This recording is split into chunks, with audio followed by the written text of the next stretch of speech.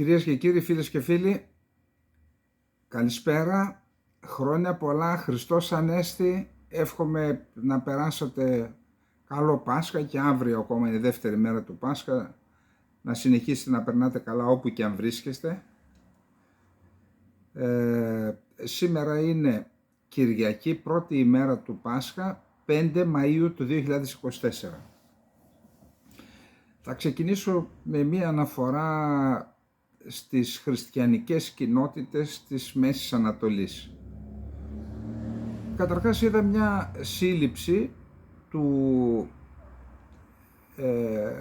σωματοφύλακα, πιθανότητα αστυνομικός, του Έλληνα Γενικού Προξένου της Κωνσταντινούπολης. Εκεί στην ώρα της διαδικασίας που γίνεται το θαύμα του Αγίου Φωτός, καταρχάς διάβασα, εδώ υπάρχει σιωπή, εννοώ στα δικά μας μέσα μαζικής ενημέρωσης, με ερωτήματα και με τηλεφωνήματα και με διάφορα βγάζουμε με το συγγέλι κάποια πράγματα, ότι ο Έλληνας Υπουργός Εξωτερικών που ήταν παρόν εκεί για να παραλάβει το Άγιο Φως, τον σταμάτησαν 3 φορές και με τρόπο που δεν μπορείς να πεις ότι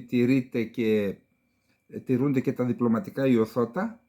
Προσβλητικό, τον σταμάτησαν, έρευνα, ξανά έρευνα και στη συνέχεια ακολούθησε η σύλληψη του Έλληνα, του φρουρού του Έλληνα Γενικού Προξένου στην Ιερουσαλήμ, και όλα αυτά σε μια περιοχή που λέει βρίσκεται δίπλα. Το προξενείο, λέει, από την εκκλησία είναι κοντά, έτσι έχω διαβάσει. Δηλαδή δεν δικαιολογείται αυτό το πράγμα να εισβάλλουν μέσα οι αστυνομικοί, να τον συλλάβουν και μετά από παρέμβαση του Ελληνικού Υπουργείου Εξωτερικών δεν ξέρουμε τι έγινε. Ό,τι και να έγινε θα έπρεπε μια μέρα μετά να γίνει ακριβώς το ίδιο σε έναν αξιωματούχο του Ισραηλινού κράτους. Ακριβώς το ίδιο.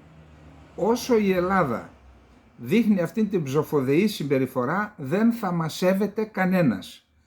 Το τι έχουμε δώσει στο Ισραήλ αυτό το διάστημα δεν λέγεται.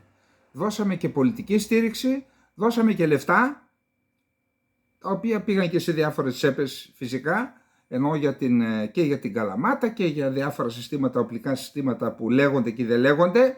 Εντάξει, μοιράστηκαν λεφτά, δώσαμε και άλλα πράγματα, δηλαδή τι άλλο να δώσουμε, δεν κατάλαβα, μήπως μας έχουν παρεξηγήσει στο Ισραήλ. Μήπως μας έχουν παρεξηγήσει στο Ισραήλ, αλλά μήπως και η κυβέρνηση έχει τίποτα προβλήματα και δεν μπορεί να σηκώσει το ανάστημά της.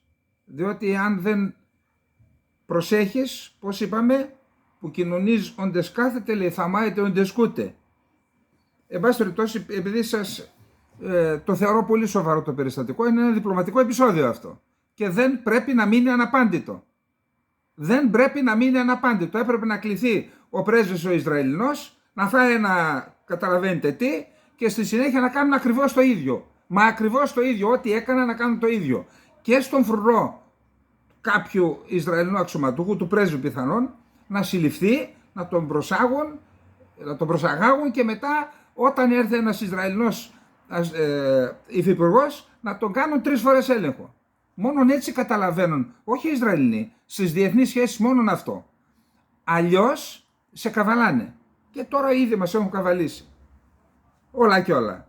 Όσον αφορά το αν έχει αναγνωρίσει το ελληνικό κράτος, η Ελλάδα, το Παλαιστινιακό κράτος, το 2015 η Ελληνική Βουλή ομόφωνα, να επαναλάβω ομόφωνα, αποφάσισε να αναγνωρίσει το κράτος της Παλαιστίνης. Αν έχει αναγνωρίσει το κράτος της Παλαιστίνης. Όμως, παρότι το ψήφισμα στη Βουλή ήταν ομόφωνο, μέχρι σήμερα η ελληνική κυβέρνηση δεν έχει προχωρήσει στην αναγνώριση του κράτους της Παλαιστίνης. Και μάλιστα λέει, η αναγνώριση αυτή θα γίνει, προσέξτε, ήταν παρουσία του Προέδρου της Παλαιστινιακής Αρχής, του Μαχμούντ Αμπάς, αυτή η ψηφοφορία. Λέει, έκανε σύσταση στο Ελληνικό Κοινοβούλιο, στην κυβέρνηση, να αναγνωρίσει την πλήρη αναγνώριση με βάση τα σύνορα της 4ης Ιουνίου του 1967 με πρωτεύουσα την Ανατολική Ιερουσαλήμ, την πλήρη αναγνώριση του Παλαιστινιακού κράτους. Δεν έχει γίνει μέχρι σήμερα. Και πώς ανταποδίδει το Ισραήλ?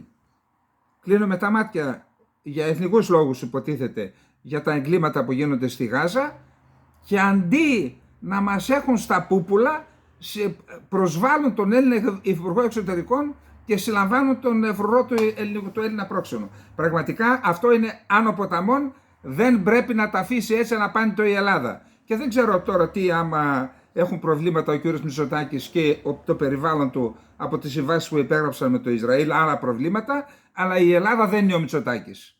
Η Ελλάδα είναι μια χώρα που έχει χιλιάδες χρόνια ιστορία ο ελληνισμός και αυτό το κράτος έχει 200 χρόνια ιστορία. Δεν μπορεί να τα αφήνετε αυτά αναπάντητα. Λοιπόν, αυτά σε σχέση με το... Είδα μερικά βίντεο, άλλη μια αβάντα στο Ισραήλ είναι και αυτή, αλλά αυτό οφείλεται και στην τύφλα του ελληνικού πολιτικού συστήματος και του ΙΠΕΞ. Είδα βίντεο από την περιφορά του επιταφείου στη Λατάκια, μια εκπληκτική πόλη, λες και βρίσκεσαι στη Γλυφάδα, πραγματικά, με εννοώ το κλίμα και η ατμόσφαιρα της πόλης, οι άνθρωποι απολύτως φιλικοί, ανοιχτοί, οι περισσότεροι είναι Αλαουίτες, δεν έχουν σχέση με τους Σουνίτες, οι περισσότεροι και χριστιανούς έχει. Είδα λοιπόν με χιλιάδες κόσμου και φυσικά ψαλμοδίες, γενναίε πάσε και τα λοιπά, όλα τη ψαλμοδία, ό,τι ψάλεται στην περιφορά του επιταφείου εδώ και εκεί στα αραβικά, αλλά με το ίδιο ακριβώς οι ίδιοι ύμνοι. Επίσης είδα περιφορά του επιταφείου στην Χάμα. Στη Χάμα έχω πάει, υπάρχει μια πόλη εκεί 45.000 κατοίκων, οι οποίοι είναι Έλληνο-Ορθόδοξοι, κοντά στην Απάμια είναι, αν θυμάμαι καλά. Είναι όλοι Έλληνο-Ορθόδοξοι, παρότι το Ισλαμικό κράτος είχε πατήσει τους πάντες, δεν κατόρθωσε να μπει εκεί μέσα, γιατί αυτοί οι άνθρωποι εφάρμοσαν αυτό που εφάρμοσαν οι αρχαίες ελληνικές πόλεις. Δηλαδή, πήραν όπλα άντρες και γυναίκες και δεν τόλμησαν να μπουν μέσα στην πόλη τους Ισλαμιστές. Στην πόλη αυτή δεν υπήρχε ούτε ένας μουσουλμάνος μέχρι την εμφάνιση του Ισλαμικού κράτους, δεν μπήκε το Ισλαμικό κράτος. Πήγα και τους είδα, οι γυναίκες κυκλοφορούν με τα παράσημα γιατί πολέμησαν για να μείνει και τώρα έκαναν μεγαλειώδης και περιφορά του επιταφείου και φυσικά την Ανάσταση. Το ίδιο είδα και μέσα στη Δαμασκό περιφορά του επιταφείου με πομπές μεγαλειώδες αυτοκρατορικού τύπου. Δεν έχουμε τέτοια εδώ. Και αναρωτιέται κανείς, οι ίδιοι αυτοαποκαλούνται Ελληνοορθόδοξοι και Ρωμνοί. Αυτό αποκαλούνται οι περισσότεροι. Μίλησα με πρέσβη ο οποίος έχει κάνει στο Λίβανο και μου λέει να είσαι επιφυλακτικός. Λέω γιατί να είμαι επιφυλακτικός, εξήγησέ μου. Όταν οι ίδιοι αυτοαποκαλούνται, λέει θέλουν να πάρουν ελληνικά διαβατήρια. Και ας πάρουν, λέω, δεν κατάλαβα. Και ας πάρουν. Η Ρώμη πώς έγινε μεγάλη? Η Ρώμη έγινε μεγάλη όταν άρχισε να εγγράφει πολίτες από άλλες πόλεις να τους κάνει Ρωμαίους πολίτες. Και εν πάση περιπτώσει, αν οι άνθρωποι δεν μπορούμε να βρίσκουμε με έναν τρόπο, σε συνεργασία με το κράτος του Λιβάνου και της Συρίας, να βρίσκουμε ποιοι είναι οι πραγματικοί Ελληνοορθόδοξοι με βάση το γενεαλογικό τους δένδρο και όσοι θέλουν να παίρνουν ελληνικά διαβατήρια. Τι θα γίνει δηλαδή? Έχουμε δώσει εδώ ελληνικά διαβατήρια και θα το βρούμε μπροστά μας. Σας έχω πει, εγώ είμαι υπέρ της στρατηγικής σχέσης με την Αλβανία. Αλλά όλα αυτά πρέπει να έχουν και ένα πολιτικό πλαίσιο. Εδώ ακούω ότι τα δεκάδες χιλιάδες, μπορεί και πάνω από 100.000 διαβατήρια που δώσαμε, όχι σε βορειοπυρώτες, σε Αλβανούς, που δεν είναι ελληνικής καταγωγής, δεν είναι Έλληνες, αυτά λέει δεν δείχνουν καμία, πολλοί από αυτούς, φιλική στάση απέναντι στην Ελλάδα, πολλοί λέει δείχνουν και εχθρική στάση. Δηλαδή πώς το κάναμε αυτό με τους Αλβανούς? Επαναλαμβάνω, σωστή ενέργεια που δεν έχει το σωστό πολιτικό πλαίσιο και έχουμε και παρατράγουδα. Γιατί να μην γίνει και με αυτούς?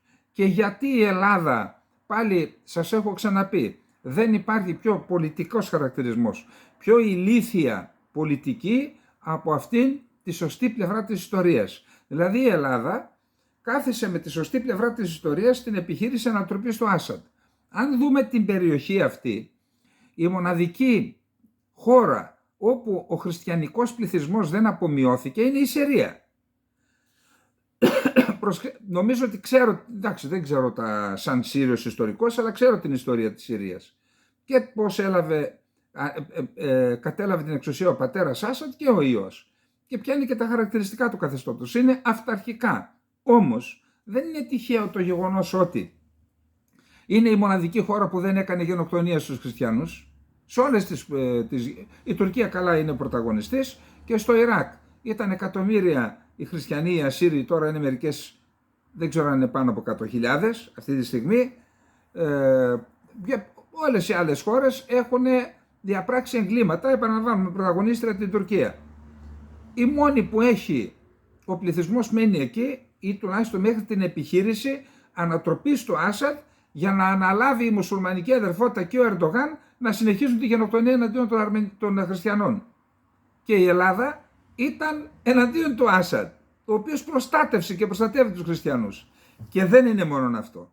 Αν πάτε στη Συρία θα δείτε χριστιανοί και μουσουλμάνοι ζουν πραγματικά σε ένα περιβάλλον όχι ανοχής, αγάπης μεταξύ τους. Έχω πάει σε μεικτά χωριά, μεικτές πόλεις, αγάπης, δεν έχουν κανένα απολύτως πρόβλημα και ούτε είχαν ποτέ πριν βγουν οι του Ερντογάν, η μουσουλμανική αδερφότητα, οι τζιχαντιστές και το Ισλαμικό κράτος. Δηλαδή ένα κράτο μοντέλο της συμβίωσης των χριστιανών και των μουσουλμάνων πάμε να το ανατρέψουμε για να το αντικαταστήσουμε από τη μουσουλμανική αδερφότητα με τον Ερντογάν μπάστακα από πάνω και να μετατρέψουμε μετά την Ανατολική Μεσόγειο σε μια μουσουλμανική λίμνη με αρχηγό τον Ερντογάν και η Ελλάδα ήταν με αυτούς. Σαν δεν τρεπόμαστε λίγο εγώ, λέω εγώ. Και να πούμε και το τελευταίο του πρώτου θέματος. Είδα ο Έλληνας Υπουργός Άμυνας εν αντιθέσει με τα περσινά ξεφτιλίκια πήγε στο Καστελόριζο, πήγε νομίζω και στο Αγαθονήσι και έκανε Πάσχα στο Καστελόριζο, πήγε με γη στηρό Καστελόριζο. Καταρχάς η ενέργεια είναι σωστή. Είπαμε εδώ θα λέμε τα σωστά και τα λάθος. Όμως με δεδομένο ότι η Τουρκία μέχρι πέρυσι όταν πήγαιναν και ο Υπουργός Άμυνας αναχέτιζαν με ραντάρ τα ελικόπτερα με τα οποία πήγαιναν και τα αεροσκάφη ακόμα. Τα αναχέτιζαν. Δηλαδή πού πηγαίνεις, είσαι σε τουρκικό εναέριο χώρο, γύρνα πίσω κτλ. Φέτος δεν είδα και οι αναχαιτήσεις, τις αναχαιτήσεις ακολουθούσαν δημοσιεύματα τουρκικά. Είναι αποστατικοποιημένα, παραβιάζει η Ελλάδα. Τώρα δεν είδα τίποτα. Τι συμβαίνει άραγε? Μήπως έχει δοθεί υπόσχεση στην Τουρκία ότι μη βγάζετε μιλιά, αφήστε μας να κάνουμε και τίποτα τέτοιο, θα σας δώσουμε τα 12 μίλια, δηλαδή δεν θα τα επεκτείνουμε ποτέ, θα αποποιηθούμε αυτού του δικαιώματος που για σας είναι ένα τεράστιο κέρδος και εσείς αφήστε μας να κυλάει ο χρόνος για να μην έχουμε προβλήματα. Λέω, βάζω ένα ερώτημα και θα πάμε στο δεύτερο θέμα μας τώρα. Λοιπόν, το δεύτερο θέμα είναι ξανά αυτό που σχετίζεται, καταλήγει στη γαλάζια πατρίδα, αλλά σχετίζεται με τη στρατηγική της Τουρκίας να ιδιοποιηθεί το μισό Αιγαίο, ακολουθώντας μια στρατηγική που ξεκίνησε από τις αρχές δεκαετίας του 70, εδώ, τον ντόμινο των υποχωρήσεων στο Αιγαίο, το βιβλίο του Σταύρου, και αυτή εκτυλίχθηκε βασικά σε 4 φάσεις, έχοντας ως άξονα τα θέματα έρευνας και διάσωσης. Και αυτά τα θέματα άρχισε να τα θέτει σε πρώτη φάση το 1981, μετά προχώρησε βλέποντας ότι η Ελλάδα δεν αντιδρά ουσιαστικά, διότι εκεί όταν απλώνεται ένα χέρι και δεν το κόβεις, στη συνέχεια το χέρι πάει πιο εκεί. Δεν το ξανακόβεις. Πιο εκεί. Αυτό έκανε η Τουρκία σε 4 φάσεις. 4. Λοιπόν, πρώτη φάση λοιπόν είναι το 1981 που αμφισβήτησε το δικαίωμα της Ελλάδας στην έρευνα διάσωση. Πώς το αμφισβήτησε? Η έρευνα διάσωση γίνεται στον αέρα και στη θάλασσα. Ορίζεται από το FIR, τα όρια του FIR, και στη θάλασσα επειδή δεν μπορεί να υπάρχει, να έχουμε ένα πρόβλημα στον αέρα, θα πέσει κάτω, στο ίδια όρια πρέπει να είναι. Η Τουρκία λοιπόν αμφισβητεί τα όρια στη θάλασσα, τα θαλάσσια όρια στην έρευνα διάσωση. Γιατί? Λέει, διότι δεν τα καθορίζει σαφώς, με το FIR τα καθαρίζει το ICAO. Στο θαλάσσια δεν τα καθορίζει σαφώς το IMO και το εκμεταλλεύεται αυτό η Τουρκία και προχώρησε, είπαμε 1981 σε πρώτη φάση, προχώρησε το 88, το 2001 και το 2020 που πλέον εκδίδει και Navtex και Notam, ενώ έχει δικαίωμα να εκδίδει μόνο μέσα στα όρια του FIR Κωνσταντινούπολης και Άγκυρας, τώρα έχει ορίσει δικά της, αυτοβούλωσε η Τουρκία, απλά τα γνωστοποίησε στον ΑΕΜΟ, έχει ορίσει όρια και εκδίδει Notam και Navtex και ο σταθμός της Σμύρνης και ο σταθμός της Ατάλειας. Ο σταθμός της Ατάλειας δε έχει αναλάβει αυτοβούλος. Πήρε με δικιά του πρωτοβουλία, μονομερή ενέργεια και εκδίδει Navtex και Notam από την περιοχή της Νησύρου μέχρι την Κύπρο, κάτω, πέρα, τέρμα, μέχρι τη Συρία, που είναι φυσικά παράνομες αυτές. Και φτάσαμε φυσικά και στη γαλάζια πατρίδα. Να πούμε ότι ενώ παλιά ήταν ο 25ος, τώρα έχει πάει πέρα από τον 25ο μεσημβρινό και φτάσαμε στην ξεφτύλα της γαλάζιας πατρίδας, η οποία πλέον θα έλεγα ότι παίρνει άλλες διαστάσεις με την συμπερίληψη του δόγματος της γαλάζιας πατρίδας με τους αντίστοιχους χάρτες στα βιβλία της 12ης ιστορίας και μαλικής ιστορίας και τα λοιπά, της 12ης τάξης στη δευτεροβάθμια εκπαίδευση στην Τουρκία. Εδώ λοιπόν προσέξτε τι έχουμε. Καταρχάς η Τουρκία έκανε διαβήματα στους Αμερικανούς, στην Ευρώπη, στην Ελλάδα, να αποστασιοποιηθούμε, να πάρουμε αποστάσεις από το χάρτη της Σεβίλης. Τι ήταν ο χάρτης της Σεβίλης? Η Ευρώπη ζήτησε από το Πανεπιστήμιο της Σεβίλης να χαράξει την ΑΟΣ των ευρωπαϊκών χωρών, όχι της Ελλάδας μόνον, των ευρωπαϊκών χωρών. Οι άνθρωποι πήραν το διεθνές δίκαιο, πήραν τα γεωγραφικά δεδομένα και εκεί έκαναν ΑΟΣ μεταξύ Ελλάδας και της Κύπρου, έδωσαν πλήρη επίρρεια στο Καστελόριζο και στις υπόλοιπες χώρες. Αυτός ο χάρτης λοιπόν ενόχλησε την Τουρκία, διότι λειτουργήσε το διεθνές δίκαιο, δεν λειτουργήσε άλλα τουρκα δίκαιο που θέλουν αυτοί, και έκαναν το παν για να αποκηρύξουμε το χάρτη. Προσέξτε σε τι παραλογισμό και τρέλα οδηγούμαστε εμείς εδώ στην Ελλάδα. Πήρε αποστάσεις και η κυβέρνηση με δηλώσεις από το χάρτη της Σεβίλης και την ίδια η στιγμή η Τουρκία προώθησε το χάρτη της γαλάζιας πατρίδας που είναι εντελώς παράνομος. Δηλαδή πήραμε εμείς αποστάσεις, στην ουσία αποκηρύξαμε, είπαμε δεν έχει νομική ισχύ, δεν έχει ο χάρτης της Σεβίλης, που βγήκε με βάση το διεθνές δίκαιο από ένα πανεπιστήμιο που δεν βάλαμε το χεράκι μας. Δηλαδή, όπως αναγνωρίζεται από όλη την Ευρωπαϊκή Ένωση, μας πίεσε η Τουρκία να ακυρώσουμε αυτό το χάρτη και τώρα επιβάλλει στην Ελλάδα, αυτό κάνει στην ουσία, το χάρτη της γαλάζιας πατρίδας που είναι παράνομος. Προσέξτε εδώ. Θα διαβάσω επακριβώς τι λέει η διακήρυξη της Αθήνας. Μισό λεπτό. Λοιπόν, λέει επακριβώς: τα μέρη δεσμεύονται να απέχουν από κάθε δήλωση, πρωτοβουλία ή ενέργεια που θα μπορούσε να υπονομεύσει ή να απαξιώσει το γράμμα και το πνεύμα αυτής της διακήρυξης ή να θέσει σε κίνδυνο τη διατήρηση της ειρήνης και της σταθερότητας στην περιοχή τους. Τα μέρη θα προσπαθήσουν να επιλύσουν οποιαδήποτε διαφορά προκύψει μεταξύ τους με φιλικό τρόπο, μέσω απευθείας διαβουλεύσεων μεταξύ τους ή με άλλα μέσα αμοιβαίας επιλογής, όπως φαίνεται στο χάρτη των Ηνωμένων Εθνών. Να επαναλάβω.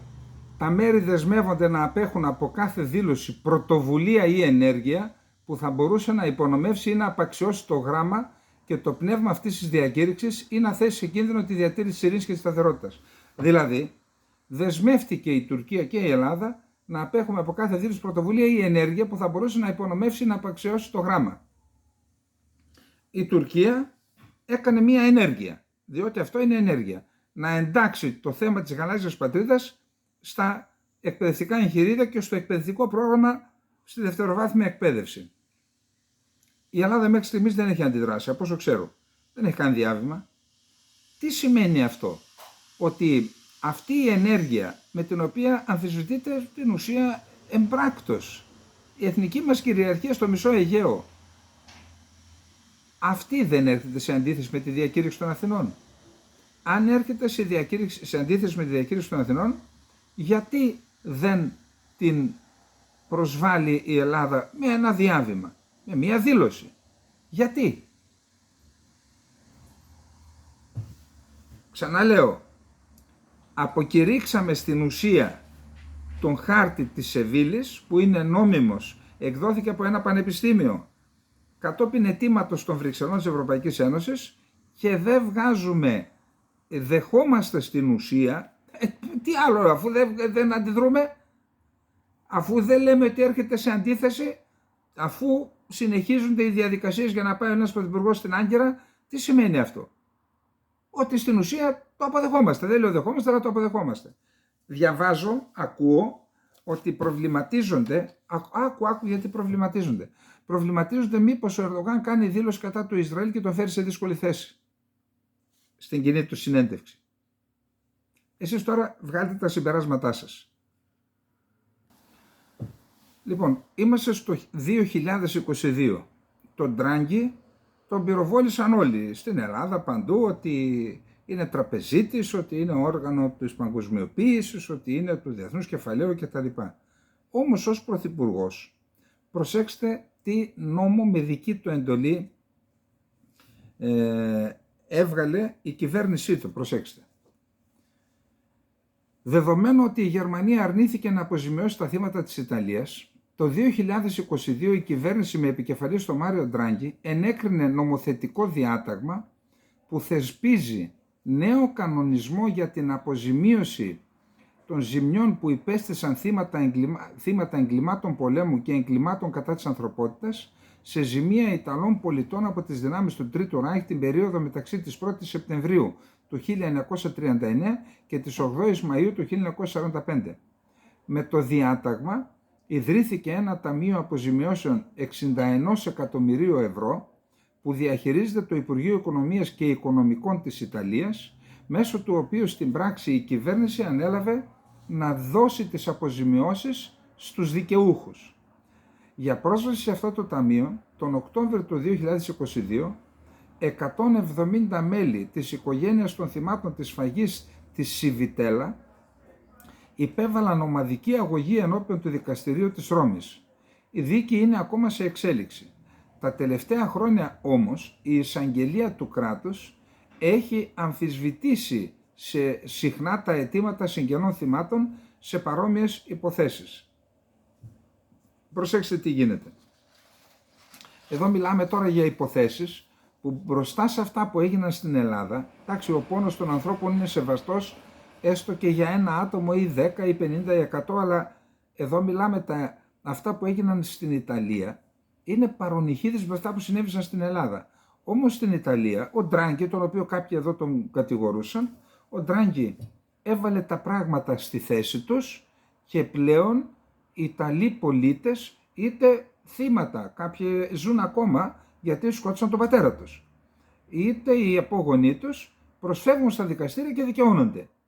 Και προσέξτε τι γίνεται. Έρχεται η εισαγγελία του κράτους και αυτή, επειδή οι δικαστές, υπάρχει μια απόφαση στο αστικό δικαστήριο της Φλωρεντίας που δικαιώνει τον προσφεύγοντα και θεωρεί ως υπεύθυνο, παρότι θα πληρώσει το Ιταλικό κράτος, το Γερμανικό κράτος. Και εκεί έρχεται ο εισαγγελέας του κράτους, ο οποίος λέει, αμφισβητεί ή μάλλον δεν θέλει την εμπλοκή της Γερμανίας και μπλοκάρει στην ουσία της.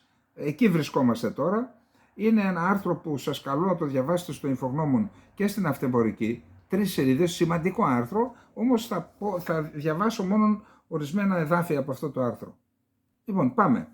Τον περασμένο Νοέμβριο η Γερμανία καταδικάστηκε να αποζημιώσει τους κληρονόμους ορισμένων θυμάτων της σφαγής του Πρατάλε, μιας ναζιστικής φασιστικής σφαγής που συνέβη στην ύπαιθρο του Σαν Κασιάνο Βάλντι Πέζα στη Φλωρεντία στις 23 Ιουλίου του 1944 από Γερμανούς στρατιώτες και για μία άλλη δολοφονία που συνέβη το ίδιο καλοκαίρι στην τοποθεσία Ταβαρνέλε Βάλτι Πέζα. Αυτό διαπίστωσε η δικαστής του δεύτερου αστικού τμήματος του δικαστηρίου της Φλωρεντίας, η Σουζάνα Ζάντα, η οποία στην ποινή της χαρακτήρισε τα επεισόδια αυτά ως εγκλήματα κατά της ανθρωπότητας. Τι να πούμε τότε για τα Καλάβρετα, τι να πούμε για το Δίστομο, τι να πούμε για το Βιάνο, τι να πούμε για πάνω στην Κοζάνη που έγιναν 3 εγκλήματα. Λοιπόν, συγκεκριμένα η Γερμανία θα πρέπει να καταβάλει αποζημίωση 50.000 ευρώ στη Μιρέλα Λότι, 88χρονη κόρη του Τζουλιάνο Λότι, ενός από τα 12 θύματα της σφαγής στο Πρατάλε. Αντίθετα, 25.000 ευρώ το καθένα θα πάρουν τα 2 εγγόνια του Παρτιζάνο Εντίζιο Τζιμινιάνι, Σέργιο και Κάτια Πονέτη, θύματα βασανιστήριων που σκοτώθηκαν ως αντίπεινα για το θάνατο ενός Γερμανού στρατιώτη. Για ένα άτομο δηλαδή, λέει, θα πληρώσεις. Η αποζημίωση θα πρέπει να καταβληθεί στην πραγματικότητα χάρη στους πόρους του Ταμείου που ιδρύθηκε από τον Τράγκη. Το 2022, ο γερουσιαστής Παρίνη, αντιπρόεδρος της Επιτροπής Συνταγματικών Υποθέσεων του Παλάτζο Μαντάμα, σχολίασε: οι ποινές με τις οποίες η δικαστή Σουζάνα Ζάντα του Δευτέρου Αστικού Τμήματος του Δικαστηρίου της Φλωρεντίας καταδίκασε την Ομοσπονδιακή Δημοκρατία της Γερμανίας, προσωπικά με κάνουν να αισθάνομαι υπέροχα συγκίνηση, γιατί έχω εργαστεί σκληρά στο Κοινοβούλιο από τη μετατροπή του προαναφερθέντος διατάγματος για να διασφαλίσω ότι οι νομικές διατάξεις ήταν όσο το δυνατόν περισσότερο για να διευκολυνθεί η επίστευση του στόχου της απονομής πλήρους δικαιοσύνης στη μνήμη χιλιάδων ανθρώπων του ναζισμού. Είναι μια πράξη δικαιοσύνης που περιμέναμε εδώ και 80 χρόνια και εμείς περιμένουμε, αλλά από αυτό κρίνεται και η αξιοπιστία. Με πολύ περισσότερα εγκλήματα εις βάρος μας, η δικαίωση δεν ήρθε ακόμα. Είναι μια πράξη δικαιοσύνης που περιμέναμε εδώ και 80 χρόνια, μια καθυστερημένη αλλά θεμελιώδη στιγμή για να αποδώσουμε δικαιοσύνη στην ιστορία της επικράτειάς μας και στην αξία της μνήμης, η οποία με τα χρόνια έγινε η κληρονομιά ταυτότητας της κοινότητάς μας. Ήταν τα λόγια του δημάρχου του Μπαρμπερίνο Ταβαρνέλε, Νταβίτ Μπαροντσέλη. Το δικαστήριο της Φλωρεντίας, προσέξτε, διαπίστωσε την ευθύνη των γερμανικών ενόπλων δυνάμεων του Τρίτου Ράιχ τόσο για το έγκλημα κατά της ανθρωπότητας που διαπράχθηκε με τη δολοφονία 12 αμάχων στην εκαθάριση του Πρατάλε, όσο και για το έγκλημα πολέμου που διαπράχθηκε με βασανιστήρια και δολοφονίες εναντίον 2 πολιτών. Εντάξει. Τώρα, αποδεχόμενος και τα 2 αιτήματα των μελών της οικογένειας, τα οποία διαχειρίστηκαν οι δικηγόροι της Φλωρεντίας, ο δικαστής καταδίκασε την Ομοσπονδιακή Δημοκρατία της Γερμανίας να καταβάλει αποζημίωση. Το γραφείο του κρατικού εισαγγελέα, ένα όργανο που ενεργεί για λογαριασμό της Προεδρίας του Συμβουλίου και του Υπουργείου Οικονομίας και Οικονομικών, ουσιαστικά εμποδίζει τη δικαστική διαδικασία για την οποία το δικαστήριο είχε εκφράσει τη γνώμη του στη Φλωρεντία και είχε κανονίσει την αποζημίωση που προοριζόταν για τη Μιρέλα Λότι, κόρη του Ζουλιάνο και ανιψιά του Κάρλο, που πυροβολήθηκαν και οι 2 με πολυβόλα στο Πρατάλε, και τον Κάτια και Σέρτζιο Πονέτη, ανιψιών του Τσιμικιάνη. Λοιπόν, τέλος πάντων, για να μην χαθούμε στις λεπτομέρειες που είναι σημαντικές, αλλά να τα φέρουμε στα δικά μας. Εκεί ένας πρωθυπουργός και μια κυβέρνηση είχαν το θάρρος να φέρουν ένα νομοθέτημα το οποίο δίνει το δικαίωμα και να χωρίσουν και 60 εκατομμύρια ευρώ και δίνει το δικαίωμα στα θύματα του ναζισμού, της θηριωδίας και του φασισμού να προσφεύγουν στα αστικά δικαστήρια, να προσκομίζουν στοιχεία και να ζητούν αποζημιώσεις. Έγιναν λοιπόν η μία στη Φλωρεντία, η άλλη στη Ρώμη είναι σε εξέλιξη, θα δούμε και τι άλλο. Και ενώ φαίνεται η δικαίωση, έρχεται η εισαγγελία του κράτους και μπλοκάρει. Γιατί? Διότι οι δικαστικές αποφάσεις καταδικάζουν την Ομοσπονδιακή Δημοκρατία της Γερμανίας. Και ρωτώ, είπα προχτές εδώ ότι δεν πρέπει να αισθάνονται και περήφανοι οι υπηρέτες του δικαστικού σώματος και του εισαγγελικού σώματος στην Ελλάδα, επειδή δεν βρέθηκε ένας να εκδώσει ένταλμα σύλληψης, διεθνές ένταλμα σύλληψης εναντίον του Κίσιγκερ, είτε στη Λευκοσία είτε εδώ, ή ακόμα γιατί δεν πήγαν στο Διεθνές Δικαστήριο της Χάγης. Διεθνές Ποινικό Δικαστήριο. Δεν έγιναν εγκλήματα στην Κύπρο. Το ίδιο ακριβώς ζήτημα είναι, για να μην πω και μεγαλύτερο, είναι τα εγκλήματα των Ναζί και των φασιστών στην Ελλάδα, των Γερμανών Ναζί και των Ιταλών φασιστών στην Ελλάδα, στη διάρκεια της κατοχής. Αυτό το πολιτικό σύστημα και το δικαστικό σύστημα δουλεύουν τον κόσμο και τα θύματα. Ακόμα μου λένε στο Βιάνο υπάρχουν καμένα σπίτια. Το ίδιο και στα Ανόγια, καμένα σπίτια. Και στην Εορδαία, σε 2 χωριά εκεί, καμένα σπίτια. Στη Λιβερά, νομίζω, στη Σιδερά που έγινε, στα Καραγιάννια και εκεί. Υπάρχουν ακόμα καμένα σπίτια από τις καταστροφές των Γερμανών. Υπάρχουν χαροκαμένα παιδιά που είδαν γονείς και να σκοτώνονται. Και δεν βρήκε το θάρρος αυτό το κράτος, αυτές οι κυβερνήσεις και το δικαστικό σώμα να βρουν έναν τρόπο να ανοίξει ο δρόμος γιατί οι άνθρωποι αυτοί να προσφέρουν στα δικαστήρια και να ζητούν δικαίωση. Βγάλτε τα συμπεράσματά σας. Και απλά να σας θυμίσω ότι φέτος την ημέρα της εισβολής, της επετείου της εισβολής των Γερμανών στη γραμμή Μεταξά, που έσπασε η γραμμή Μεταξά και συνδικολόγησε εδώ ο Τσολάκογλου, η μόνη που ήταν έξω από τη γερμανική πρεσβεία ήταν η Επιτροπή για την Εθνική Κυριαρχία και την Κύπρο. Η μόνη, επαναλαμβάνω. Οι πρέσβεις μας, αξιωματικοί, κρατικοί λειτουργοί και απλοί πολίτες, 100-150 άτομα. Δεν είναι λίγοι. Το χρόνο θα είμαστε πάνω από 1000. Και το παραχρόνο δεν ξέρω πώς. Εντάξει, πίεση χρειάζεται, οργανωμένο σχέδιο και πίεση. Με την ευκαιρία της γιορτής του Πάσχα είδαμε δηλώσεις. Τι να κρίνεις τώρα, για πέστε μου. Τι να κρίνεις, διαβάζεις και ανταγωνίζεται ο ένας τον άλλο, η πολιτική αρχηγή, ποιος θα πει την πιο κενή δήλωση, χωρίς περιεχόμενο, με πρωταγωνιστή την πρόεδρο της Δημοκρατίας. Το τίποτα. Το τίποτα. Το τίποτα. Λες και δεν χρωστάμε. Λες και δεν υπάρχουν προβλήματα σε αυτή τη χώρα με την ευκαιρία της Ανάστασης να τα συνδέσεις και να ζητήσεις. Προσέξτε τι είπε ο Αρχιεπίσκοπος της Κύπρου και διαβάστε και τις εκκλησίες στην Κύπρο.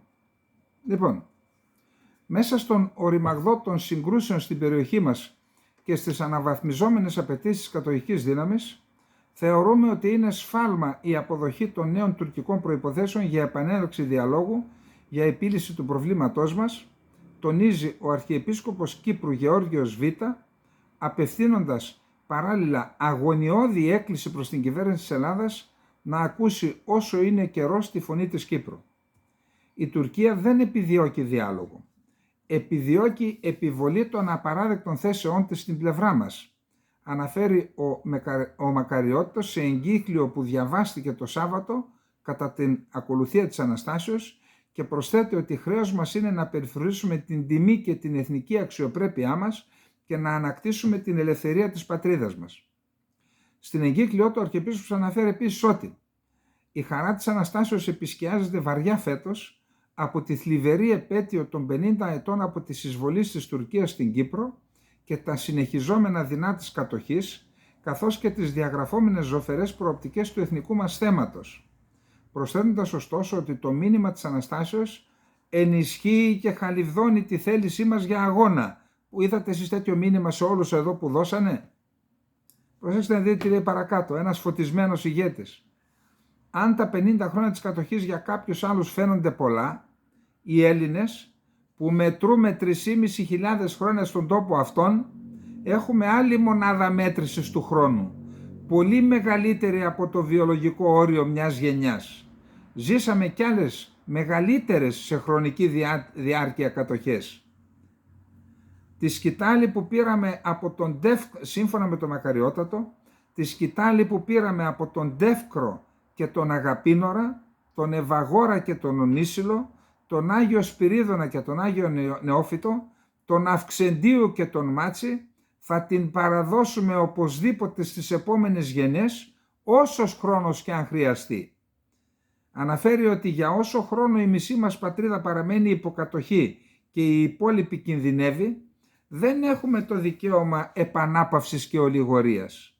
Οφείλουμε, υπό τις περιστάσεις, όσο οδυνηρό και ανεπιθύμητο κι αν είναι για μας, να περιφρουρήσουμε επί του παρόντος ό,τι κατέχουμε, κυρίως την κρατική μας υπόσταση. Αυτό έχουν σε στόχο. Με τις δικοινοτικές και τις ζωνικές πάει η Κυπριακή Δημοκρατία.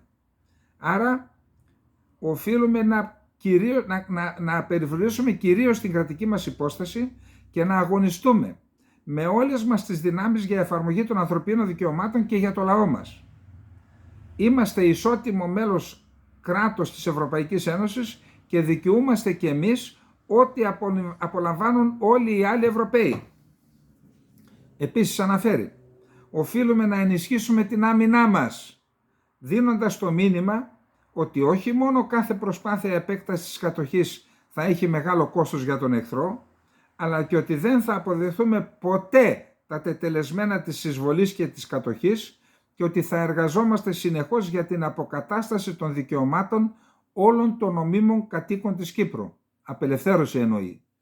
Θεωρούμε απαραίτητη προϋπόθεση για επιτυχία του αγώνα μας, σύμφωνα με τον Μακαριότατο, την κοινή δράση Ελλάδας και Κύπρου. Εδώ δίνει τα μηνύματα. Σε όλα τα μέτωπα για την προώθηση του εθνικού μας θέματος. Και εδώ τώρα κοιτάξτε, λέει την κυρία Ντόρα και τον κύριο Μητσοτάκη και τον κύριο Γεραπετρίτη, την κυρία Παπαδοπούλου, τον κύριο Ροζάκη και όλο το συναπάντημα.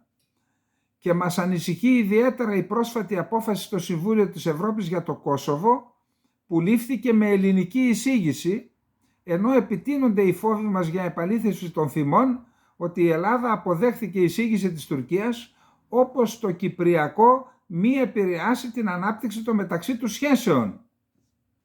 Απευθύνοντας αγωνιώδη έκκληση προς την κυβέρνηση της Μητρός Πατρίδος, ο Αρχιεπίσκοπος την καλεί να ακούσει όσο είναι καιρός τη φωνή μας. Κρατηθήκαμε για αιώνες στη ζωή των πατέρων μας με πολλές θυσίες και ποταμούς αιμάτων. Φαίνεται όμως πως οι καιροί άλλαξαν και αν δεν ενεργήσουμε αμέσως και με τρόπο αποτελεσματικό, φοβούμαστε ότι σε λίγο ως ελληνισμός θα είμαστε παρελθοντική αναφορά για την Κύπρο. Και διορωτάτε κατά πόσον η Ελλάδα αντέχει μια τέτοια καταδίκη της ιστορίας. Ο Μακαριώτατος αναφέρει επίσης ότι δεν θα εγκαταλείψουμε τον αγώνα.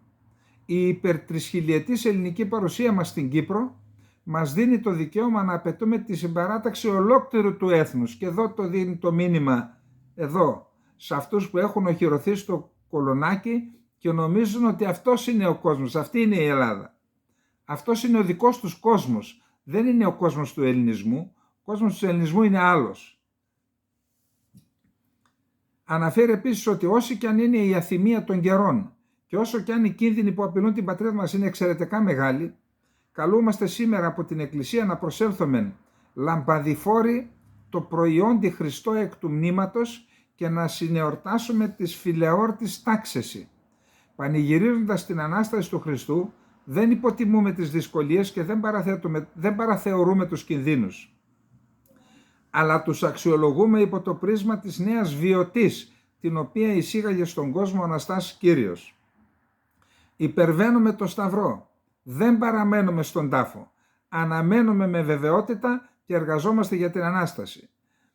Και τέλος ο Αρχιεπίσκοπος αναφέρει ότι με τη βάσιμη ελπίδα για την τελική κατήσχηση του δικαίου μας, απευθύνουμε τον αναστάσιμο χαιρετισμό και τις πατρικές ευχές μας προς όλους, ιδιαίτερα τους εμπερίστατους, τους πρόσφυγες, τους εγκλωβισμένους, τους αγνοουμένους και τους συγγενείς τους, τους ασθενείς και όσους αντιμετωπίζουν οικονομικά και άλλα προβλήματα.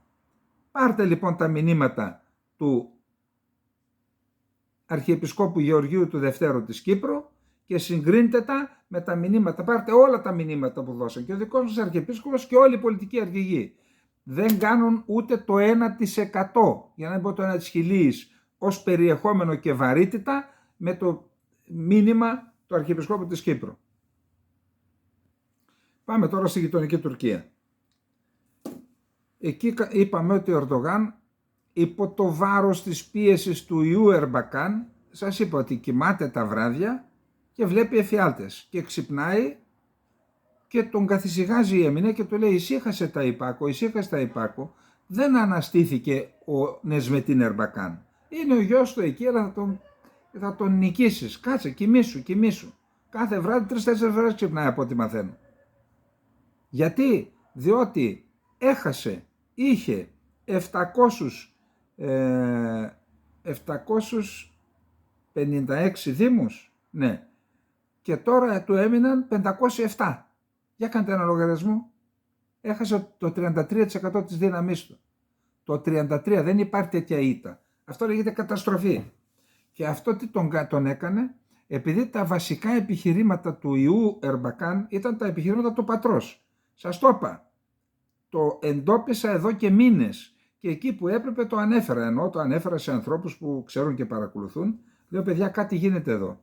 Κάποια ξένη χώρα έχει εργαλειοποιήσει τον ιό Ερμπακάν και κάνει επαγγελματική δουλειά με τα μικρά βίντεο. Είτε στο TikTok, είτε και στο YouTube με τα shorts, είτε και στο Real, στο Facebook, και εκεί που κάθεσε εμφανίζεται, βγαίνει από το μνήμα του ο Ερμπακάν και καρφώνει τον Ερντογάν ότι είναι όργανο του διεθνούς σιωνισμού, ότι είναι όργανο του σχεδίου της διευρυμένης Μέσης Ανατολής, όπου θα διαμεριστεί και η Τουρκία και τέτοια.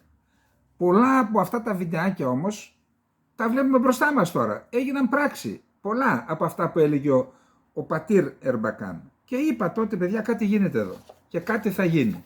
Έγινε στις εκλογές. Επειδή λοιπόν η πιο σκληρή ιδεολογία είναι στους Σουνίτες μουσουλμάνους, ο Ερντογάν κατάλαβε ότι αν δεν πάρει ριζοσπαστικά μέτρα για το Ισραήλ, κάθε μέρα που περνάει θα προελάβει ο Ερμπακάν από το μνήμα του και ο γιος Ερμπακάν θα είναι πάνω στο άρμα του πατρός. Και γι' αυτό σε πρώτη φάση, μετά τις εκλογές, μετά την ήττα στις εκλογές, απαγόρευσε τα 53, τις εξαγωγές 53 ειδών και προχτές έκανε δύο κινήσεις. Η μία μας την προανήγγειλε ο Υπουργός Εξωτερικών, ο Χακάν Φιντάν, ότι η Τουρκία θα υποστηρίξει νομικά την προσφυγή της Νότιας Αφρικής στο Διεθνές Δικαστήριο, το οποίο ερευνά εάν το Ισραήλ κάνει γενοκτονία στη Γάζα, και το δεύτερο, την πλήρη διακοπή των εμπορικών σχέσεων, εισαγωγές-εξαγωγές. Αυτό λοιπόν είναι πράξεις που έκανε ο Ερντογάν υπό το πρίσμα των πιέσεων που δέχεται βασικά αυτό από το εσωτερικό. Εδώ λοιπόν βλέπω ότι το Ισραήλ θα προσφύγει στον ΠΟΕ, Παγκόσμιο Οργανισμό Εμπορίου, διότι η Τουρκία παραβιάζει τις αρχές του Παγκοσμίου Οργανισμού Εμπορίου. Αλλά διαβάζω ότι υπάρχουν σοβαρά προβλήματα και στο εσωτερικό. Είναι 5,5 δισεκατομμύρια εξαγωγές είχε πέρσι. Τεράστια λεφτά, μην νομίζετε. Εντάξει, είπαμε η Τουρκία ότι έχει σχεδόν πενταπλάσιο ΑΕΠ από την Ελλάδα. Αλλά η οικονομία, ξέρετε, έχει προβλήματα και στην Τουρκία η οικονομία. Υπάρχουν συγκεκριμένες εταιρείες που θίγονται, οι οποίες είχαν προσανατολίσει και η ύπαρξή τους κρίνεται από τις εξαγωγές στο Ισραήλ, και τώρα όταν κόβεις από έναν οργανισμό που είναι μια εταιρεία, μια βιομηχανία, κόβεις την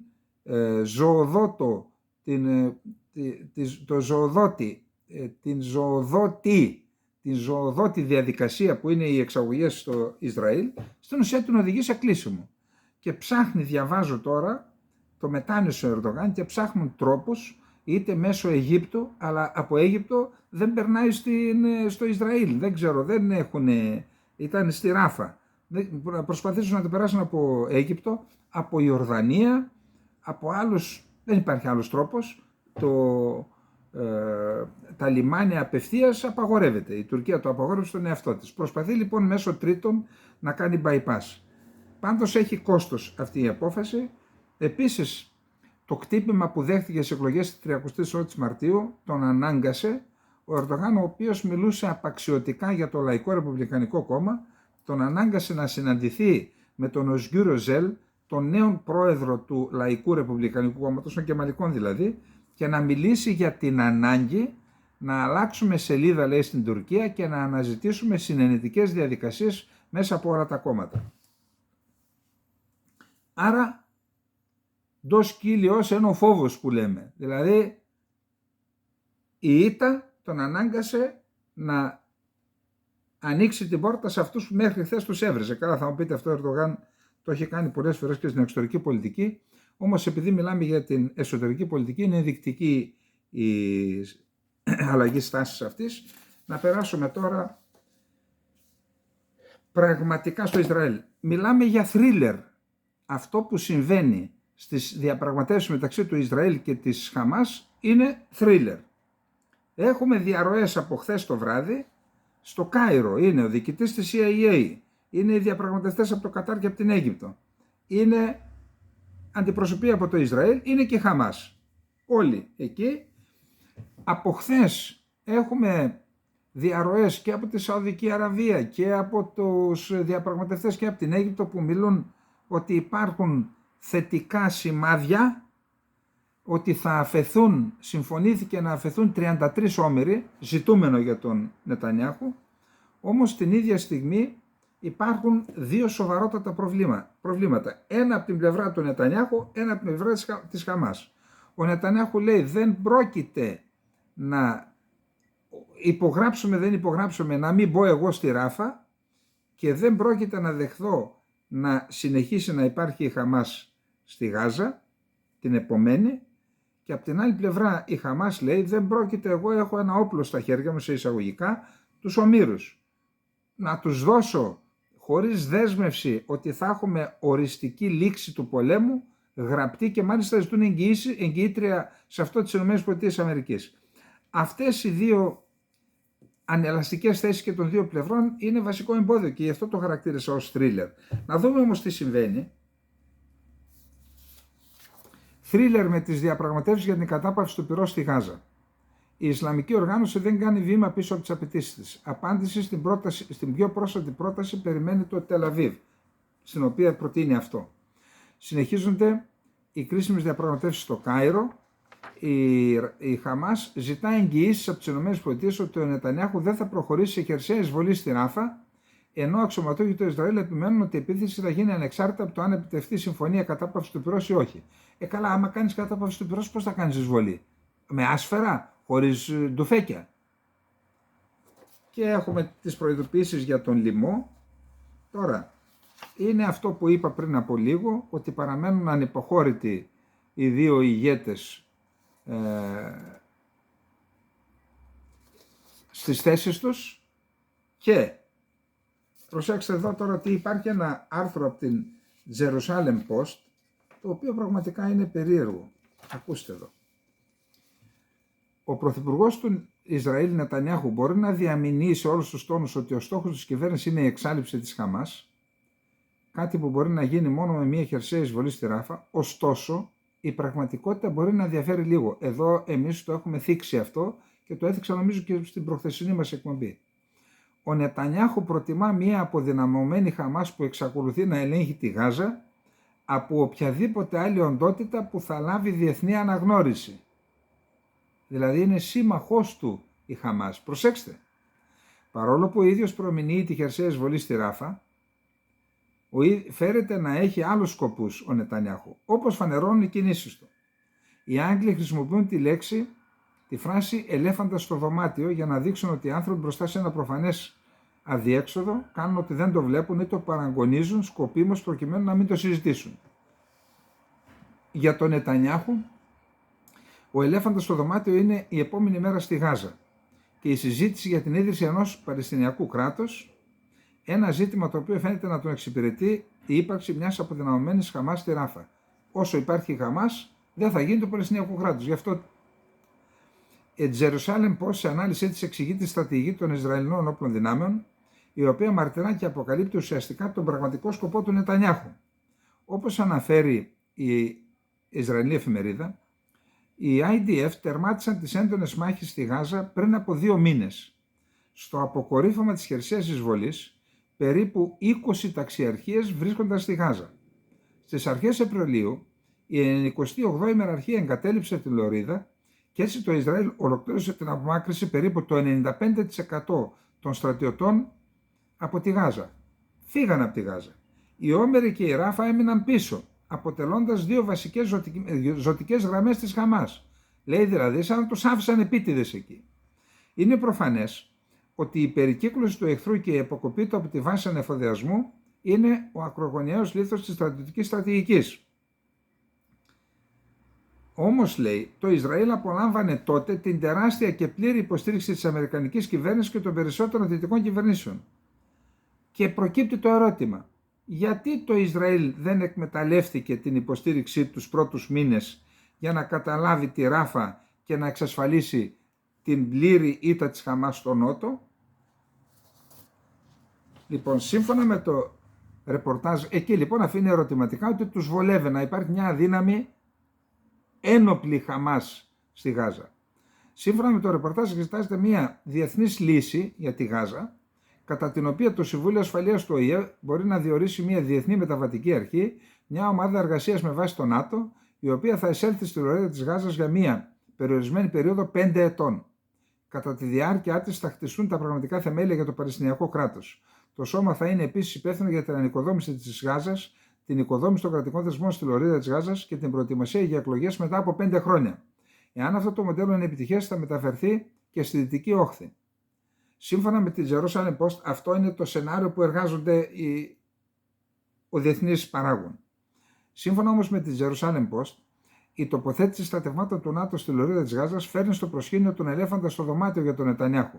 Αυτόν που ο πρωθυπουργός του Ισραήλ εργάστηκε τόσο σκληρά για να κρύψει όλα τα χρόνια της θητείας του. Και ακούστε εδώ τώρα αποκαλύψεις. Σε οποιαδήποτε πορεία προς έναν κόσμο μετά τη Χαμάς, δεν θα είναι πλέον δυνατό να αποφεύγεται το Παλαιστινιακό ζήτημα και οι απαιτήσεις των ΗΠΑ και του υπόλοιπου κόσμου για ένα ίδρυση Παλαιστινιακού κράτους. Αυτό θα οδηγήσει επίσης άμεσα στη διάλυση της κυβέρνησης Μπεν Γβίρ Σμότριχ Νετανιάχου, αν πάμε σε αυτό το μοντέλο. Αυτό το σκεπτικό φέρεται να οδήγησε τον Σμότριχ να δηλώσει το 2015 ότι η Χαμάς είναι πλεονέκτημα και ότι ο Νετανιάχου είπε στη συνεδρίαση του κόμματος Λικούν το 2019 ότι πρέπει να υποστηρίξουμε την ενίσχυση της Χαμάς. Αυτές οι ιδεολογίες δεν έχουν αλλάξει καθόλου από τον Οκτώβριο του 2023.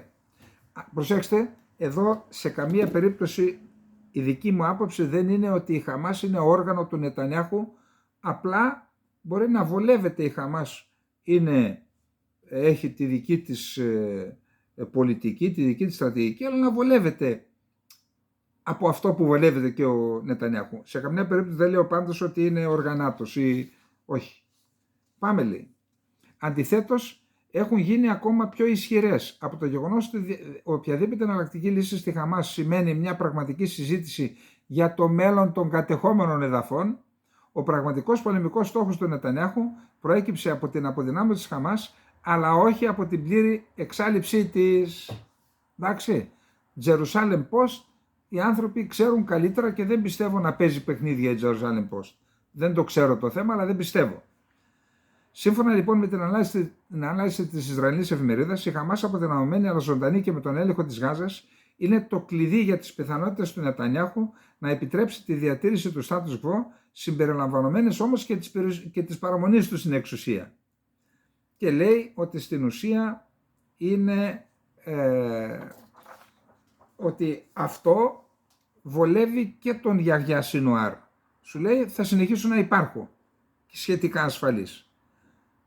Επαναλαμβάνω, ποτέ δεν αποδεχόμαστε ό,τι λέει μια εφημερίδα, όμως είναι καλά αυτά που αναφέρει να τα κρατάμε για τη δική μας αξιολόγηση. Εμφανίστηκε μια καινούργια οργάνωση που προστίθεται στο λεγόμενο άξονα της αντίστασης που συντονίζεται από την Τεχεράνη. Είναι οι ταξιαρχίες Al-Astar από το Μπαχρέιν.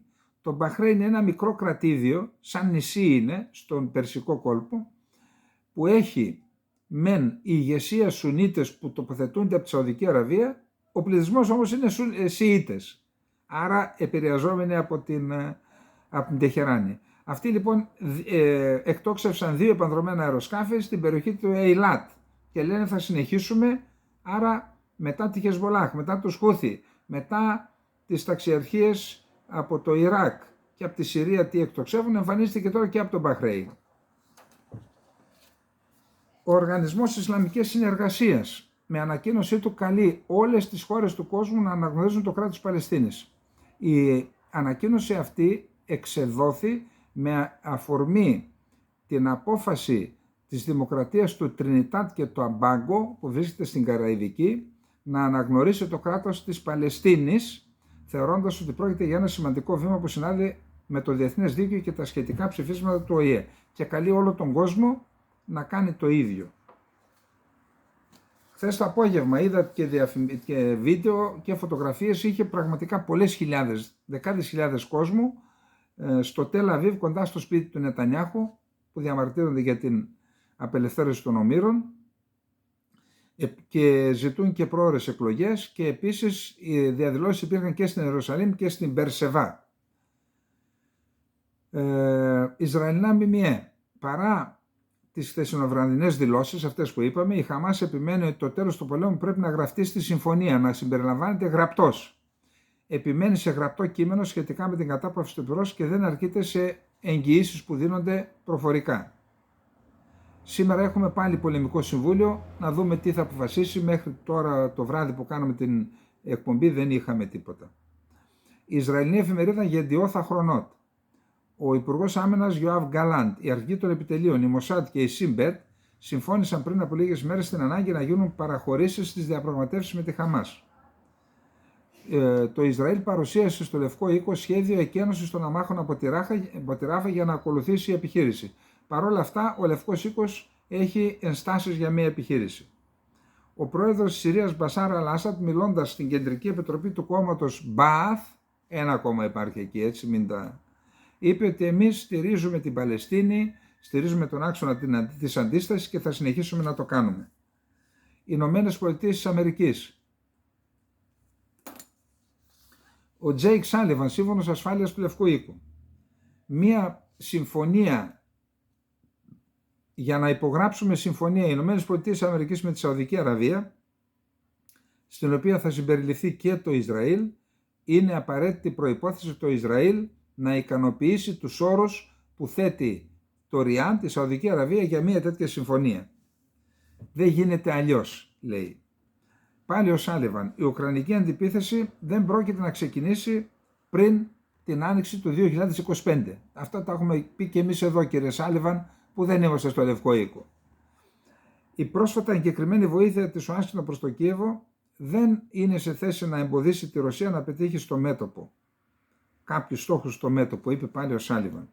Η Νότια Κορέα θέλει να ενταχθεί στην AUKUS, διότι ανοίγει ο δεύτερος πυλώνας. Ο AUKUS είναι Αυστραλία, Καναδάς, Ηνωμένο Βασίλειο και Ηνωμένες Πολιτείες της Αμερικής. Τώρα λέει θέλει να ενταχθεί και είπαν ότι θα ενταχθεί και η Ιαπωνία. Μετά από αυτό λέει η Νότια Κορέα θέλω κι εγώ. Έχω δυνατότητες, έχω να κάνω πράγματα κι εγώ, βάλτε με και εμένα. Το διεθνές σύστημα το οποίο ζούσαμε μετά τον ψυχρό πόλεμο έχει πάψει να υπάρχει.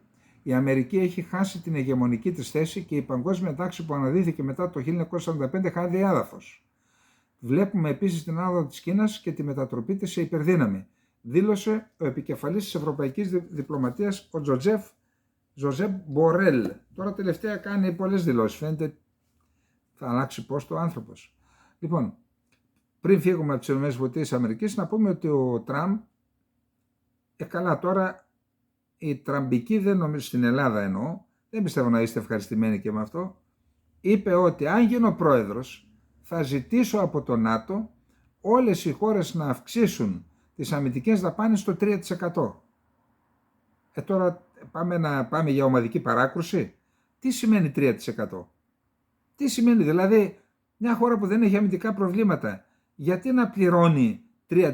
Σας έχω πει το παράδειγμα της Πορτογαλίας. Δεν έχει καμία απειλή. Γιατί δηλαδή θα πρέπει να θυσιάζει, να κάνει θυσίες, να στερούνται οι πολίτες της Πορτογαλίας υπηρεσίες του κράτους πρόνοιας και να τα δίνουμε στους οπλάδες, διότι αυτό γίνεται στην ουσία. Εντάξει. Λοιπόν, να περάσουμε στο τελευταίο μας θέμα, είναι Ρωσία-Ουκρανία. Σύμφωνα με εκτιμήσεις ειδικών, στα 2 χρόνια του πολέμου συμφωνήθηκε βοήθεια ύψους 250 δισεκατομμυρίων ευρώ για την Ουκρανία.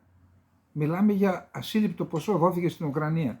Και όλα αυτά, προσέξτε, εάν είχαν δοθεί για την Ουκρανία για να χτιστεί ένα κράτος πρόνοιας, δικαίου, να απολαμβάνει ο λαός της Ουκρανίας μέσα. Εν πάση περιπτώσει, λέω, δόθηκαν για να καταστραφεί η Ουκρανία. Συγγνώμη, δεν είναι τρέλα? Και δεν καταστράφηκε μόνο η Ουκρανία, Καταστράφηκε και η Ευρώπη, καταστρεφόμαστε και εμείς. Ασχέτως του τι λέμε για τη Γερμανία, θα δείτε παρακάτω, η καταστροφή της Γερμανίας, της οικονομίας της Γερμανίας, έχει επίπτωση στην οικονομική ευρωστία ολόκληρης της Ευρωπαϊκής Ένωσης και της Ελλάδας. Τώρα, οι πιστωτές της Ουκρανίας χάνουν την υπομονή τους και θέλουν να πετύχουν πληρωμές τόκων για το δημόσιο χρέος μετά από ένα μεγάλο διάλειμμα. Σύμφωνα με τη Wall Street Journal, μιλάμε για κατόχους ουκρανικών ομολόγων συμπεριλαμβανομένων των επενδυτικών εταιρεών BlackRock και PIMCO. Σκοπεύουν να λαμβάνουν έως και $500 εκατομμύρια ετησίως σε πληρωμές τόκων. Σύμφωνα με πηγές, συγκροτούν επιτροπή και προσλαμβάνουν συμβούλους για να διαπραγματευτούν την επανέναρξη των πληρωμών που ανεστάλησαν μετά το ξέσπασμα του πολέμου στην Ουκρανία.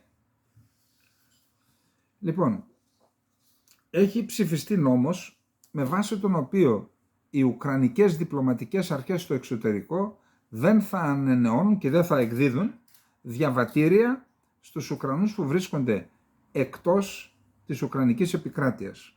Και αυτό θα εκδίδουν μόνο, λέει, διπλωματικά έγγραφα, ατομικά έγγραφα, ταξιδιωτικά έγγραφα μίας χρήσης, μόνο για να γυρίσουν στην Ουκρανία και να στρατευτούν.